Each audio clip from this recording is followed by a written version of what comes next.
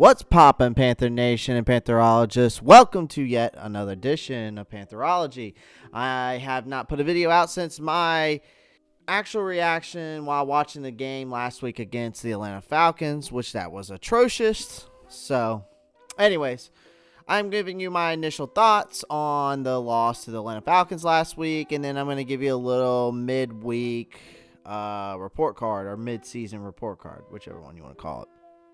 Also, guys, recently I just did a round table with a bunch of Panther YouTubers. Go check it out. I'll put the link down in the bio before this video is up. If you're new to the channel, click that like button to the video. Click that notification bell so you get the new videos when they come out. If you haven't subscribed yet and you like what I put out there, go ahead and pound that subscribe button, pound the like button, comment down below and let me know what you think. Alright, so let's get into all this. We got a long video today, probably going to be about 13 minutes long. So, alright, so as we all know, the Carolina Panthers lost their third straight and now fall to 3-5 after losing to the Atlanta Falcons 25-17 last week. As always, I give you my initial thoughts of the game and what stood out to me. Alright, first things first, Brian Burns is emerging into a star. For me, it seems like week after week, Brian Burns continues to get better. He constantly finds a way to create pressure on the quarterback. Even if he can't quite finish off the play, there's no doubt in my mind that he has picked it up a notch or two since his rookie season a year ago, as he continues to be a challenge for offensive tackles to block. Next, offensive line continues to struggle. Now, in my opinion, this has to be the most inconsistent group on the Panthers offense this season. And a lot of that may have to do with them throwing different combinations of guys because of injuries or some guys being placed on COVID reserve.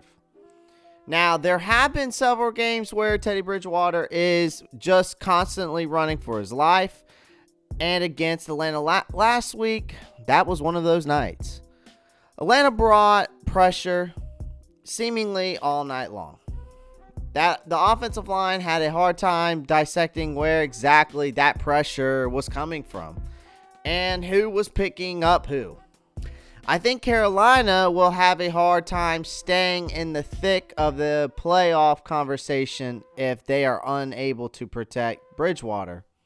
Defense needs Rasul Douglas was my last reaction. Probably my biggest takeaway over the last 2 weeks is that the Panthers really missed starting corner Rasul Douglas. Is he a shutdown corner? No.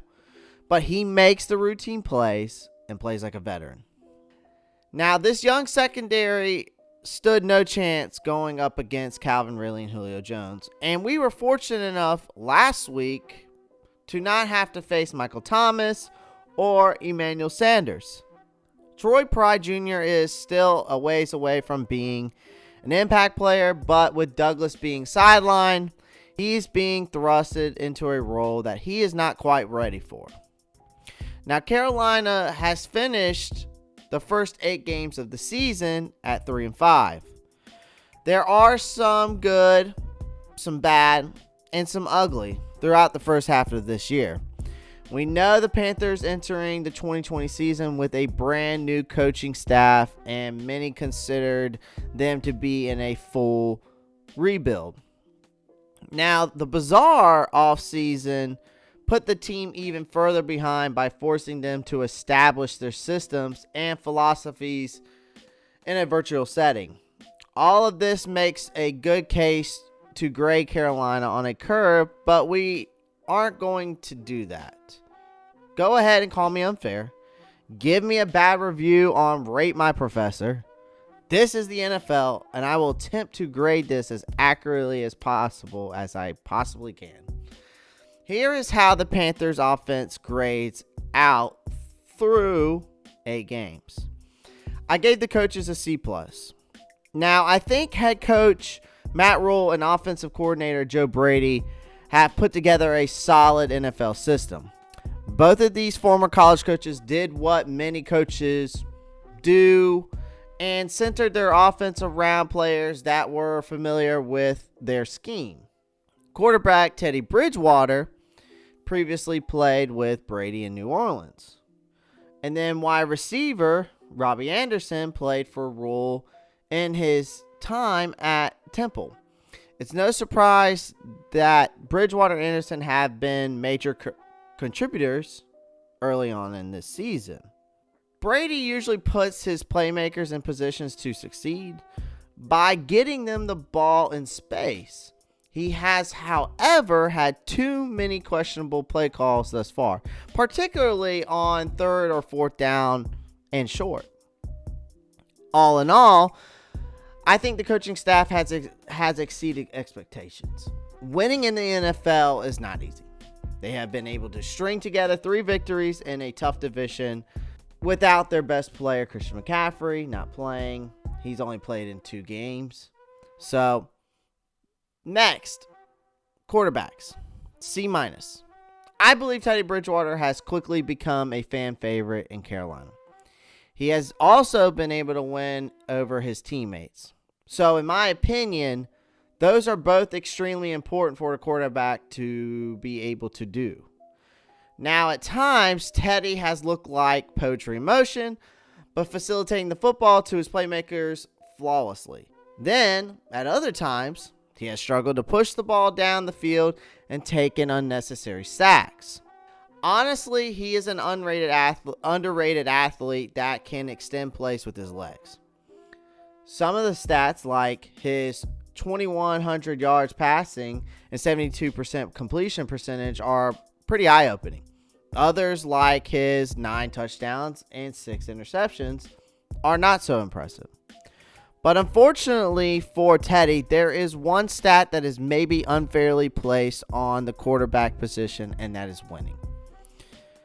The fact of the matter is that he is 3-5 as a starting QB for the Panthers. And that is why he's grade as a below average. Next, running backs.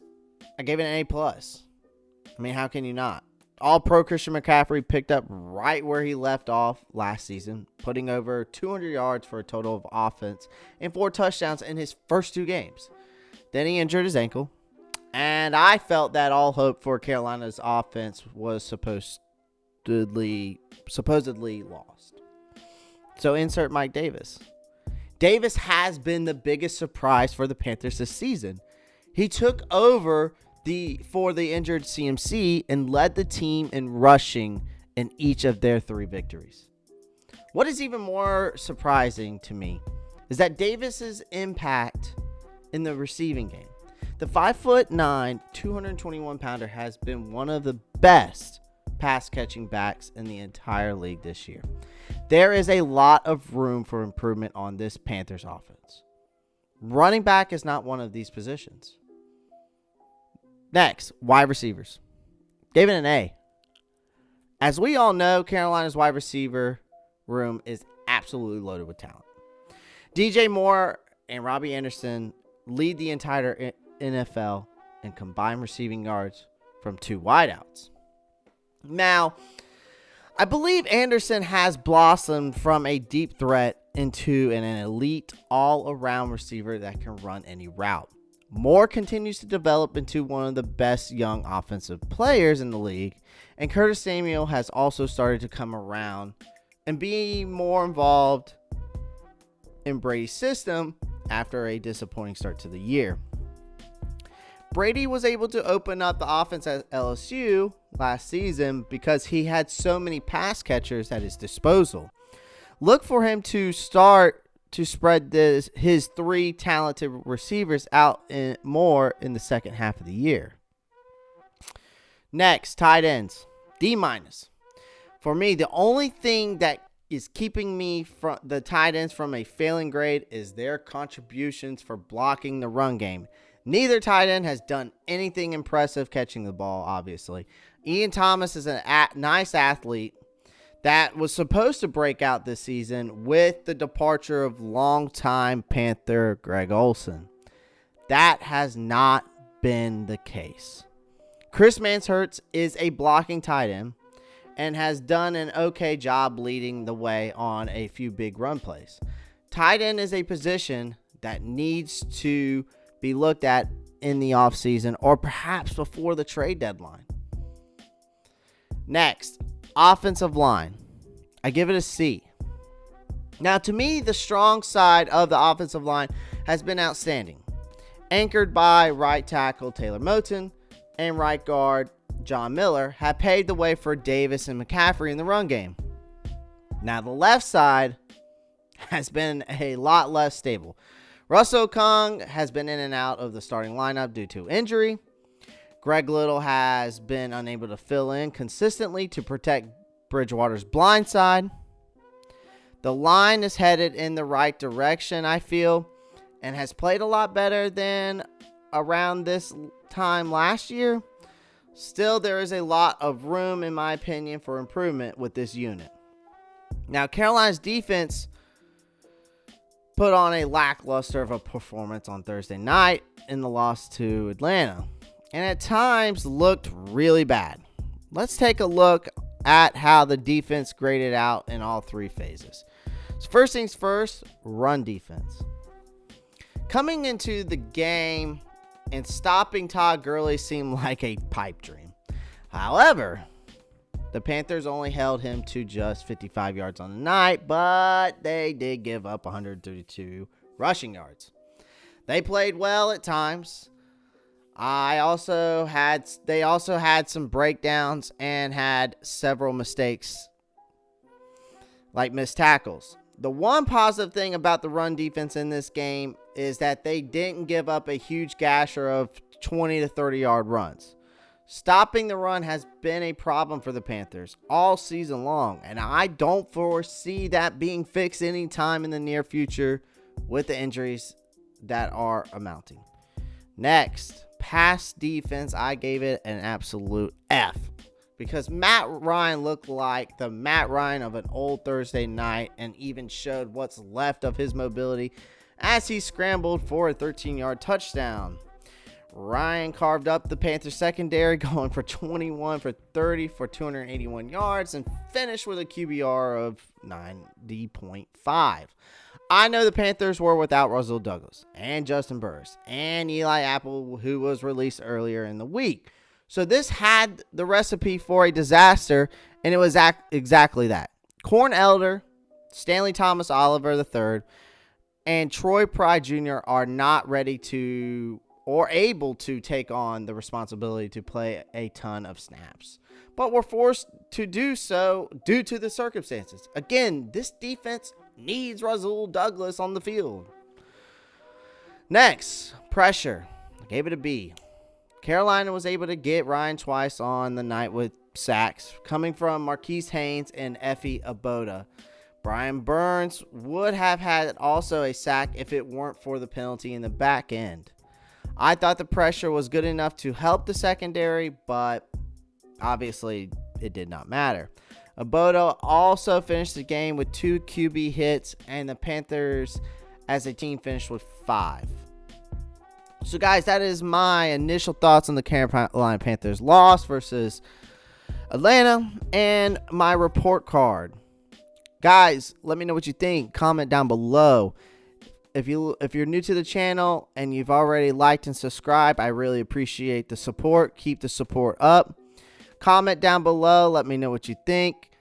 If you like what I put out there and you're listening and you haven't hit the subscribe button, pound that subscribe button now. Pound the like button and also comment down below and let me know what you think. Panther Nation, there is better days coming. And all my Pantherologists, keep pounding.